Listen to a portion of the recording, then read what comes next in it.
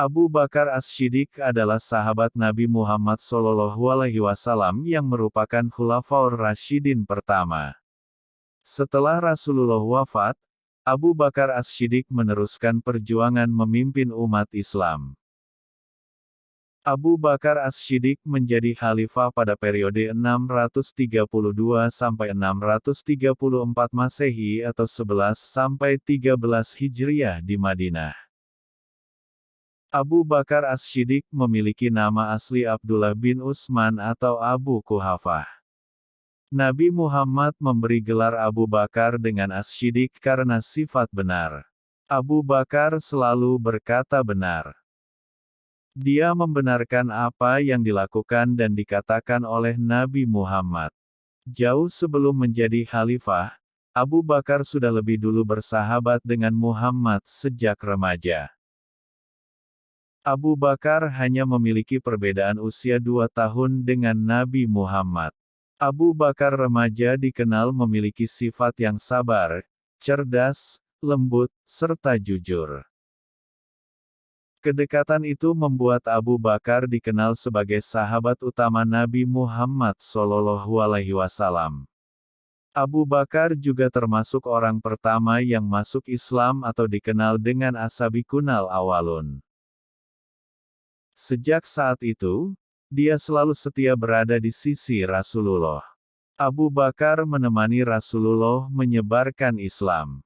Abu Bakar juga ikut dalam berbagai peperangan dan melindungi Rasulullah. Saat Nabi Muhammad SAW melakukan perjalanan Isra Miraj pada 27 Rajab tahun 10 kenabian, Abu Bakarlah yang pertama kali membenarkan peristiwa penting itu. Dari situlah nama Abu Bakar menjadi Abu Bakar As-Shiddiq. Abu Bakar juga menjadi teman setia Rasul saat hijrah. Bahkan ia rela melindungi Rasul ketika diburu oleh kaum kafir Quraisy sampai harus bermalam di Gua Sur. Selama di dalam gua, Abu Bakar tidak berhenti mengkhawatirkan kondisi Rasulullah. Dia sangat takut jika kaum kafir Quraisy mengetahui keberadaan mereka dan membunuh Rasulullah. Hingga Abu Bakar pun tak kuasa menahan tangis. "Mengapa engkau menangis wahai Abu Bakar?" kata Nabi Muhammad, "Aku tidak menangisi diriku. Aku sangat takut terjadi apa-apa dengan engkau wahai Rasulullah," ucap Abu Bakar. Rasulullah pun menenangkan Abu Bakar. Rasulullah bersabda bahwa Allah Subhanahu wa Ta'ala akan selalu melindungi orang yang beriman. Saat Nabi Muhammad meninggal dunia, Abu Bakar termasuk sahabat yang paling bersedih. Namun, Abu Bakar tak berlarut-larut dalam kesedihan. Setelah itu, para sahabat langsung menyusun strategi untuk meneruskan perjuangan Rasulullah. Abu Bakar terpilih sebagai khalifah berdasarkan hasil musyawarah, termasuk dari kaum Ansar serta Muhajirin.